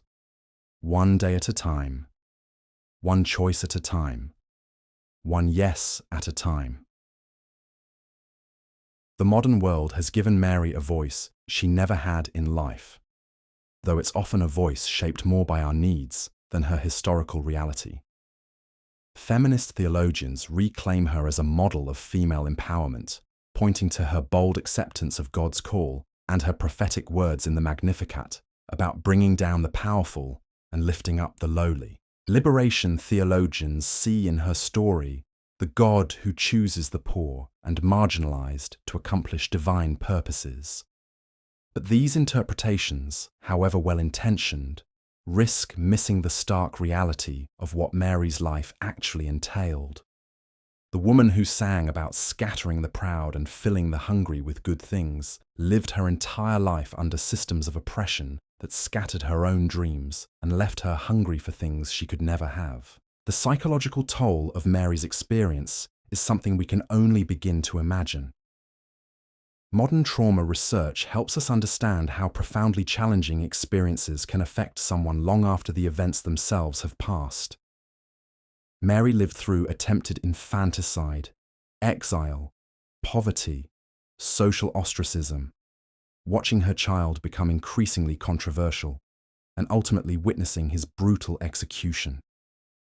Post-traumatic stress wasn't a recognized condition in the ancient world, but the symptoms would have been just as real. Sleep disturbances, hypervigilance, intrusive memories, emotional numbness. All of these would have been Mary's constant companions in the years following Jesus' death. Yet she had no framework for understanding these responses, no therapeutic interventions, no community support groups for mothers who had lost children to political violence. The guilt alone would have been overwhelming. Every mother who loses a child struggles with questions of what they might have done differently. But Mary faced the additional burden of knowing that Jesus' death was part of God's plan, that her yes to the angel's announcement had set in motion the very events that led to Calvary. How do you process that level of complexity? How do you grieve someone whose death you know was necessary for the salvation of the world? The silence imposed on women in Mary's culture meant that she had to process all of this internally. She couldn't seek counseling, couldn't write in a journal, couldn't even speak freely about her experiences without risking social consequences. The very magnitude of what she had witnessed and endured had to be carried quietly, privately, with whatever strength she could muster from prayer and the occasional comfort of fellow believers. The economic realities of her situation would have been a constant source of stress throughout her later years. Widows in the ancient world faced destitution, unless they had family members willing and able to support them. The early Christian community practiced some form of resource sharing, but these were poor people helping other poor people. There was no abundance to distribute, just a commitment to ensure that no one starved while others had enough. Mary would have known genuine hunger during these years, not the mild discomfort of missing a meal, but the deep, gnawing emptiness that comes from not having enough food to sustain basic bodily functions. She would have experienced the weakness that comes from chronic malnutrition, the way it affects your ability to think clearly, to fight off illness, to maintain hope in the face of daily challenges. The housing situation for elderly women without male protection was precarious at best. Mary likely lived in whatever space the Christian community could provide, possibly sharing cramped quarters with other widows or families who took pity on her situation. Privacy was a luxury she couldn't afford, comfort a concept that had little meaning in her daily reality. The medical challenges of advanced age were particularly cruel in a world without effective treatments for common ailments. Arthritis would have made simple tasks like preparing food or mending clothes increasingly difficult. Dental problems would have affected her ability to eat properly, contributing to nutritional deficiencies. Vision problems would have limited her ability to contribute to household tasks, making her feel like a burden even when others assured her she was welcome. The social isolation would have been perhaps the most difficult aspect of Mary's final years. She was surrounded by people who revered her memory of Jesus, but she had no peers, no one else who had experienced what she had experienced. The other women in the Christian community looked to her for wisdom and encouragement, but who could Mary turn to when she needed comfort or understanding? The changing dynamics within the early church would have been disorienting for someone who remembered the simple days when Jesus gathered his disciples around him to share meals and tell stories. The growing emphasis on formal structure and institutional authority would have felt foreign to someone who had witnessed the radical egalitarianism of Jesus' original movement. The theological debates that consumed the early Christian intellectuals must have seemed particularly absurd to Mary. These men who had never met Jesus would argue passionately about his nature and teachings, constructing elaborate philosophical frameworks to explain mysteries that Mary had simply lived with for 30 years. She knew him as both the child who had scraped his knee and cried for comfort, and the man who had claimed authority to forgive sins. The paradox didn't need explanation, it simply was. The gradual institutionalization of Christianity brought both benefits and losses that Mary would have observed with mixed feelings. The community was becoming more stable, more organized, better able to care for its members and spread the gospel message. But it was also becoming more hierarchical, more male-dominated, more removed from the simple faith that had characterized those early days in Galilee. The persecution under various Roman emperors created an atmosphere of constant fear and uncertainty that would have been exhausting for someone of Mary's age. Every knock on the door could mean arrest. Every gathering for worship carried the risk of discovery. Every public appearance required careful consideration of who might be watching and what they might report to the authorities. The physical demands of worship itself would have become increasingly difficult as Mary aged. The early Christians met in homes, often in upper rooms reached by steep stairs that would have been challenging for elderly legs to navigate. The services themselves involved standing for long periods, kneeling on hard floors, participating in rituals that required physical mobility that Mary may no longer have possessed. The emotional demands of being a living link to Jesus would have been equally exhausting.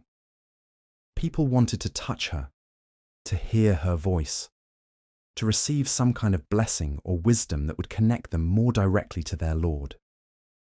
But Mary was just a tired old woman trying to make it through each day with whatever strength she had left.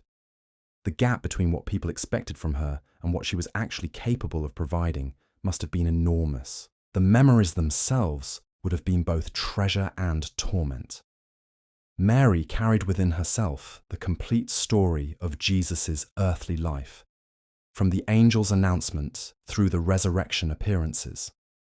These memories were precious beyond measure, but they were also heavy with pain and loss. Every happy recollection of Jesus' childhood was shadowed by knowledge of how his story ended. Every miracle she remembered was tinged with sadness for the people who had witnessed these wonders but still rejected him. The questions that people asked would have been particularly difficult to answer. Why did God allow Jesus to suffer?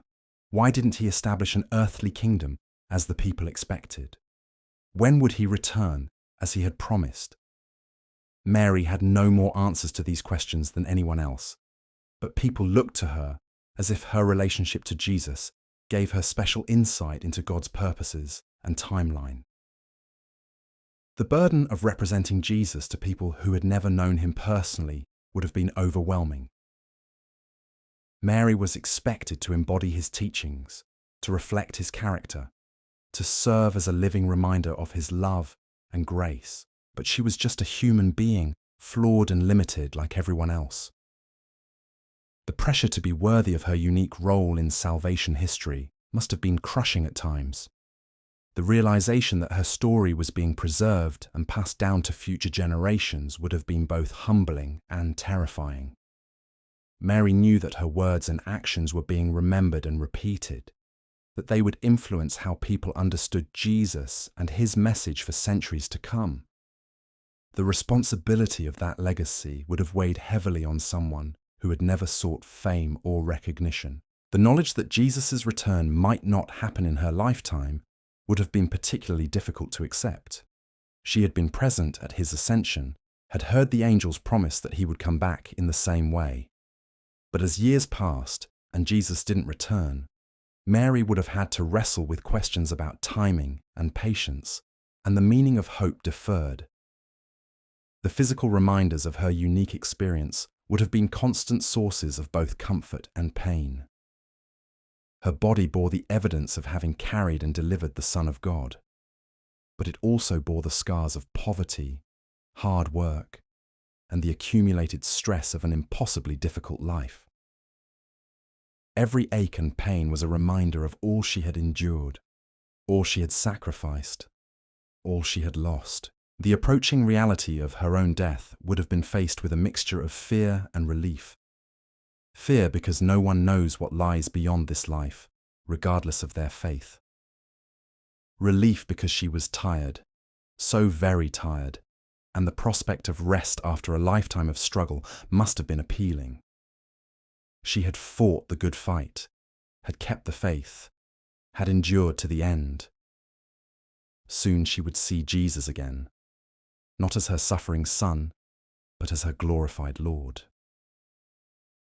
The final conversations with those who cared for her would have been precious beyond measure.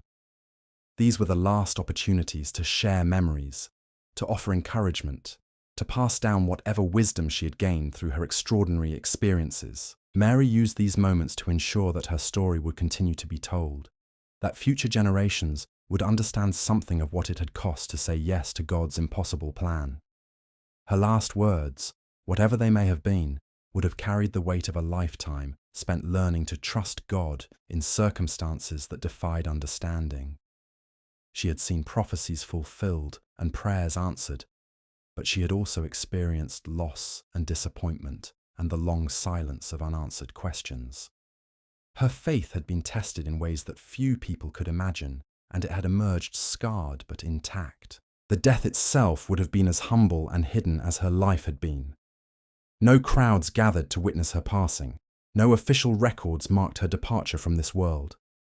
She died as she had lived, quietly and without fanfare, trusting that her story was part of something larger than herself, something that would continue long after she was gone.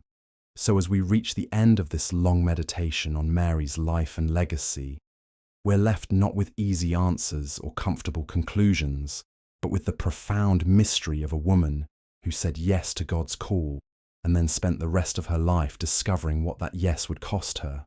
Her story challenges our assumptions about blessing and burden, about divine favor and human suffering, about what it means to be chosen for purposes we cannot fully understand. Mary's life reminds us that faith is not a guarantee of ease or comfort, but rather a commitment to trust God even when the path leads through valleys we never wanted to walk. Her willingness to accept God's plan without fully understanding its implications continues to inspire and challenge anyone who faces their own moments of decision, their own calls to step into the unknown.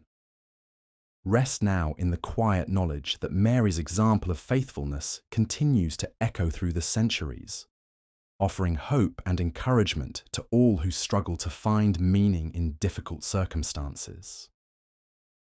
Her story is our story too, in all its complexity and contradiction, its sorrow and its inexplicable joy. Close your eyes and let the weight of Mary's complete journey settle around you like ancient starlight. Tomorrow will bring its own opportunities to show faith in impossible situations, to trust God's purposes even when they seem painful or unclear.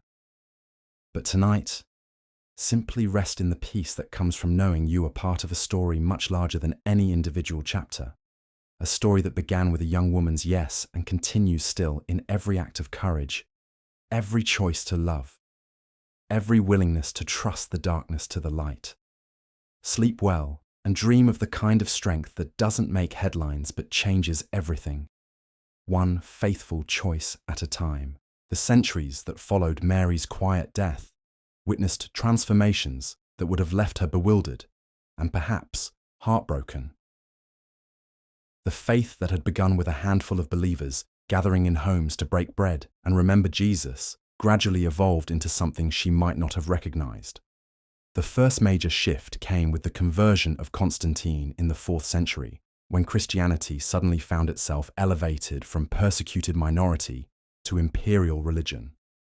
The simple wooden crosses that had marked early Christian graves were replaced by elaborate golden crucifixes adorning the walls of magnificent basilicas. The intimate house churches where Mary had worshipped with fellow believers gave way to vast cathedrals that could hold thousands but somehow felt emptier than those crowded upper rooms. This transformation brought both opportunities and losses that would have deeply troubled someone who remembered Jesus' warnings about the dangers of wealth and power. The church now had the resources to build hospitals and schools, to support the poor and spread the gospel to distant lands. But it also had emperors as patrons, political influence to wield, and earthly kingdoms to protect. The radical message of a saviour born in a stable was being proclaimed from golden pulpits by men who lived in palaces. The theological controversies that erupted during these centuries would have seemed like elaborate ways of missing the point to someone who had simply lived the mystery they were trying to explain. Learned bishops gathered in great councils to debate whether Christ had one nature or two, whether Mary should be called Theotokos or Christotokos, whether the Holy Spirit proceeded from the Father alone or from the Father and the Son. These questions consumed enormous amounts of time and energy, generated bitter divisions, and sometimes led to violence between Christians who claimed to follow the Prince of Peace. Mary would have been particularly bewildered by the debates about her own nature and role. The woman who had drawn water from wells and ground grain by hand was being discussed as if she were a theological abstraction rather than a real person who had lived a real life under real constraints. Scholars argued about whether she had remained perpetually virgin, whether she had been assumed bodily into heaven, whether she could serve as a co-redeemer with Christ.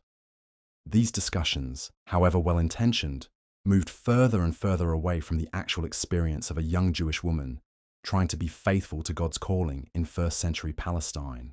The development of Marian devotions during the medieval period would have been equally foreign to Mary's own understanding of her role. The Rosary, with its repetitive prayers and meditative mysteries, created a structured way for believers to honor her memory and seek her intercession. The Ave Maria, based partly on the angel Gabriel's greeting and Elizabeth's blessing, became one of the most beloved prayers in Christian history. Magnificent cathedrals were dedicated to Our Lady, and feast days were established to celebrate various aspects of her life and character. But these developments, however beautiful and meaningful they became to millions of believers, also created a version of Mary that was increasingly removed from historical reality. The peasant girl who had worried about feeding her family became the Queen of Heaven, crowned with stars. The refugee mother who had fled to Egypt with her infant son became the protector of nations and the vanquisher of heresies. The woman who had stood helplessly at the foot of the cross became the all-powerful intercessor who could obtain any grace from her divine Son.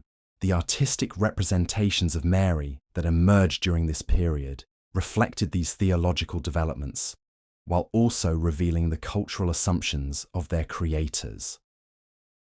Byzantine mosaics presented her as an imperial figure, robed in purple and gold, seated on thrones that rivaled those of earthly emperors. Gothic sculptures emphasized her role as the ideal of feminine virtue, with serene faces and graceful poses that bore little resemblance to the weathered features of a woman who had spent her life working under the Palestinian sun. Renaissance artists brought new naturalism to Marian imagery, but they also idealized her in ways that removed her from ordinary human experience. Leonardo's Madonnas were too perfect, Raphael's too ethereal, Michelangelo's too heroic. These masterpieces captured something of the wonder and mystery of the Incarnation, but they also made Mary into something she had never been, a figure of untouchable beauty, rather than a real woman facing real challenges. The Protestant Reformation challenged many of these medieval developments, with reformers arguing that excessive focus on Mary detracted from Christ's unique role as the one mediator between God and humanity. Martin Luther, himself devoted to Mary, nevertheless insisted that prayers should be directed to Christ alone, that Mary's intercession was unnecessary, and that many popular devotions had crossed the line from veneration into worship. The Catholic response was to double down on Marian theology and devotion, leading to new feast days, new theological definitions, and new artistic expressions that elevated Mary's status even further. The Council of Trent defended traditional Marian teachings while trying to address some legitimate concerns about excess and superstition. But the net effect was to make Mary even more central to Catholic piety and even more removed from Protestant understanding. The Age of Exploration carried these competing visions of Mary to the Americas, Asia, and Africa, where they encountered indigenous cultures that interpreted her story through their own lenses. In Mexico, she appeared as the dark-skinned Virgin of Guadalupe, speaking Nahuatl to a poor indigenous man and leaving roses as a sign of her presence. In the Philippines, she became the protector of sailors and fishermen. In Africa, she was honored as the mother who understood the pain of losing children to violence and disease. These cultural adaptations revealed both the universality and the flexibility of Mary's appeal. People around the world found in her story something that spoke to their own experiences of suffering and hope. But they also created versions of Mary that bore little resemblance to the historical woman who had lived in first-century Palestine. Each culture dressed her in their own clothes, gave her their own features, and made her the patron of their own particular concerns.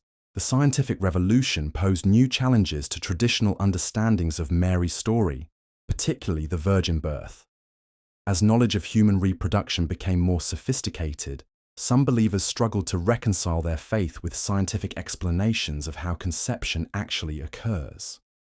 Others argued that God could work through natural processes as well as miraculous interventions, while still others insisted that the virgin birth was a literal miracle that transcended natural law. The Enlightenment brought rational criticism of religious traditions, including Marian devotions that seemed to critics like remnants of primitive superstition. Philosophers like Voltaire mocked the idea that a Jewish peasant girl could become the Queen of Heaven, while historians questioned the reliability of the Gospel accounts and the historical development of Marian doctrine. These challenges forced believers to think more carefully about the relationship between faith and reason, between historical fact and theological interpretation. The Industrial Revolution created new social conditions that changed how people understood Mary's relevance to their lives. Urban workers facing harsh factory conditions and social displacement often found comfort in devotions to Mary, who was seen as understanding the struggles of ordinary people trying to survive in difficult circumstances. The immigrant communities that formed in industrial cities often brought Marian devotions from their homelands, creating new forms of popular religion that blended traditional practices with urban realities. The modern period has seen both renewed interest in Mary and continued controversy about her role in Christian faith. The Second Vatican Council sought to place Marian devotion within a broader theological framework that emphasized her relationship to the Church and her role in salvation history.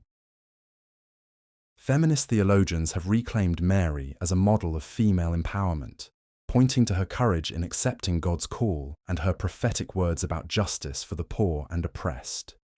Liberation theologians in Latin America have found in Mary's Magnificat a revolutionary song that challenges existing power structures and promises hope for the marginalized. Base communities gather to read her words about bringing down the powerful and lifting up the lowly, finding in her story inspiration for their own struggles against poverty and oppression. This Mary is closer to the historical woman who lived under occupation and knew what it meant to be powerless in a world controlled by the wealthy and strong. But even these modern interpretations risk missing the full complexity of Mary's actual experience. The woman who sang about scattering the proud lived her entire life under systems that scattered her own dreams.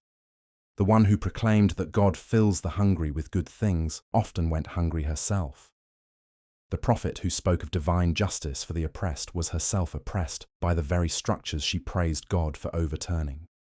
Contemporary psychology helps us understand something of what Mary might have experienced in ways that previous generations couldn't fully appreciate.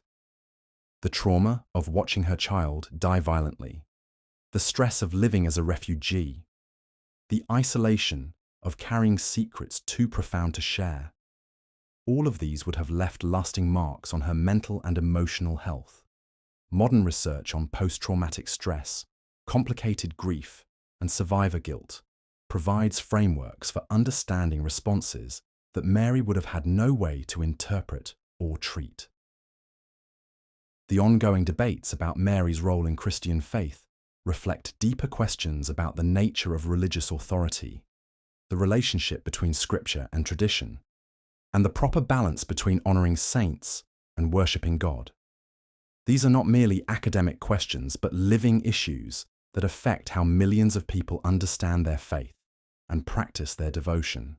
Mary remains a figure who unites and divides Christians, inspiring some to deeper faith while troubling others who worry about theological excess. The 21st century has brought new challenges and opportunities for understanding Mary's story and its contemporary relevance. Feminist scholars have highlighted the courage required for a young woman to accept such a dangerous calling in a patriarchal society. Social justice advocates have emphasized her identification with the poor and marginalized. Interfaith dialogue has explored how Mary is honored in Islam as well as Christianity, creating opportunities for conversation between communities that have often been in conflict. Archaeological discoveries continue to shed light on the world Mary inhabited, helping us understand better the material conditions of life in first-century Palestine. The houses excavated in Nazareth, the fishing boats discovered in the Sea of Galilee, the synagogues and ritual baths uncovered throughout the region, all help us picture more accurately the environment where Mary lived and raised her family. Yet for all our historical research and theological reflection, Mary remains in many ways as mysterious as ever. The woman who said yes to God's impossible plan and then lived with the consequences of that yes continues to challenge our assumptions about faith and doubt, blessing and burden, divine favor and human suffering. Her story defies easy categorization or simple interpretation, reminding us that the most profound truths often come wrapped in paradox and complexity. Perhaps that's as it should be. The Mary who emerges from careful attention to her historical context and lived experience is more challenging and inspiring than the serene figure of popular devotion. She was a real woman who faced real difficulties with remarkable courage and faith. She made choices that changed the world, but she also paid prices that we can barely imagine. She trusted God when she couldn't see the whole picture, and she persevered when that trust led through valleys she never wanted to walk. Her story continues to unfold in every person who chooses faith over fear, hope over despair, love over hatred. Every act of courage in impossible circumstances echoes her original yes. Every willingness to trust God's purposes, even when they seem painful or unclear, reflects her example of faithfulness. Every choice to say yes to love, even when that yes leads through suffering, continues the story that began with an angel's announcement to a young woman in Nazareth. So, as our long journey through Mary's world draws toward its close, we're left not with easy answers, but with profound questions about what it means to be faithful in difficult circumstances. Her life reminds us that saying yes to God's call doesn't guarantee comfort or ease, but it does promise meaning and purpose that transcend our individual stories. She shows us that ordinary people can be part of extraordinary purposes, that divine grace works through human weakness, and that the most important choices are often made by the most unlikely people in the most impossible circumstances. Rest now in the knowledge that Mary's example of quiet courage continues to inspire and challenge believers around the world. Her willingness to trust when she couldn't understand, to hope when circumstances seemed hopeless, to love when love required sacrifice, these continue to light the way for anyone walking their own difficult path of faith. Close your eyes and let the weight of her complete story settle around you like evening light over ancient hills. Tomorrow will bring its own opportunities to show courage, to trust God's purposes, to choose love over fear. But tonight, simply rest in the peace that comes from knowing you are part of a story that began with one woman's yes and continues still in every faithful heart, every trusting choice, every willingness to believe that God's purposes are good even when we cannot see how the story ends. Sleep well and dream of the kind of faith that doesn't need all the answers, but trusts the one who holds them all. And now, as the final shadows lengthen across the ancient landscape of Mary's story, we must acknowledge something that the centuries of art and theology have often obscured.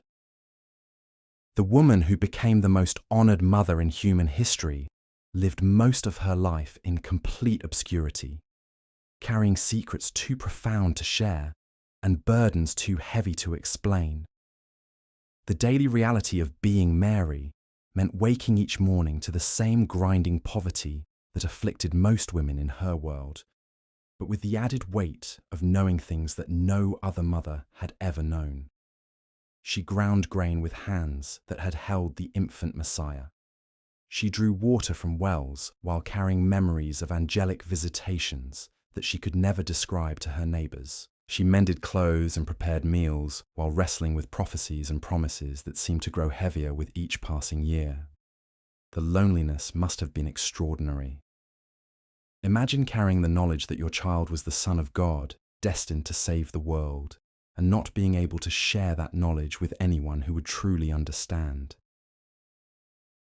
The other mothers in Nazareth worried about their sons becoming carpenters or fishermen. Mary worried about hers fulfilling prophecies that would require his death. Even within the early Christian community, Mary's position was uniquely isolating. She was revered as the mother of their Lord, but she was also expected to remain humble and quiet, to not draw attention to herself or claim special authority because of her relationship to Jesus. The very thing that made her precious to the community also set her apart from it in ways that must have been painfully lonely. The physical toll of her life would have been immense by the time she reached her final years. Decades of hauling water, grinding grain, and working under the Palestinian sun would have left their mark on her body. The stress of watching Jesus become increasingly controversial, the trauma of witnessing his crucifixion, the emotional upheaval of the resurrection and ascension, all of this would have aged her in ways that went far beyond simple chronology. Her hands, once smooth enough to cradle the Christ child, would have become gnarled and calloused from a lifetime of manual labor. Her back, once straight enough to carry water jars with grace, would have bent under the accumulated weight of physical work and emotional burden. Her eyes, once bright with the wonder of angelic announcements, would have grown dim not just from age, but from seeing too much sorrow, too much loss, too much of what it costs to be part of God's plan. The nights would have been particularly difficult. In the darkness, when the day's work was done and there were no distractions from memory, Mary would have relived moments that no other human being could fully understand. The angel's greeting, the fear and wonder of that first announcement, the pain and joy of giving birth in a stable, the terror of fleeing to Egypt in the middle of the night, the pride and anxiety of watching Jesus begin his ministry, the agony of standing at the foot of the cross. These memories would have been both treasure and torment, precious beyond measure but almost too heavy to bear. How do you process the experience of being chosen by God for the most important role in human history? How do you make sense of the fact that divine favor came wrapped in such human cost? How do you find peace with a calling that brought you both the greatest joy and the deepest sorrow any mother has ever known? The prayers Mary whispered in those quiet hours would have been unlike any others ever offered. She prayed as someone who had experienced God's presence in the most intimate way possible, carrying divine life within her own body. But she also prayed as someone who had paid the full price of that intimacy, watching that divine life suffer and die for the sake of a world that barely understood what was being offered to them. Her relationship with God was complex in ways that theologians have spent centuries trying to understand. She was his handmaiden, chosen for service and submission. But she was also the mother of his son, with all the fierce protectiveness and deep love that motherhood brings. She had said yes to his plan, but she had also watched that plan unfold in ways that broke her heart, even as they fulfilled prophecy.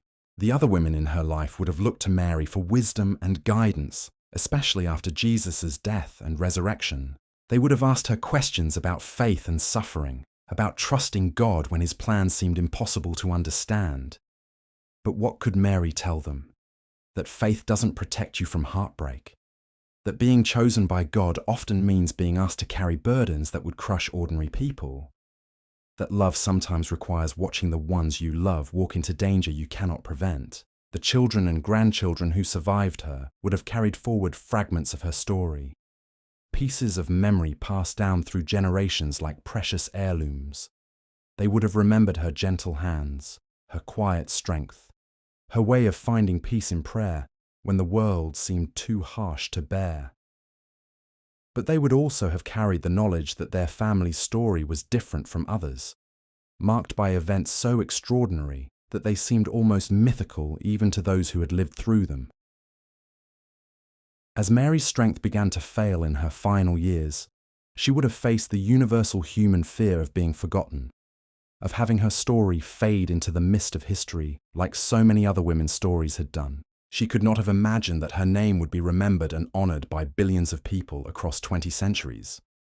She could not have foreseen the cathedrals built in her honor, the prayers offered in her name, the art created to capture her story.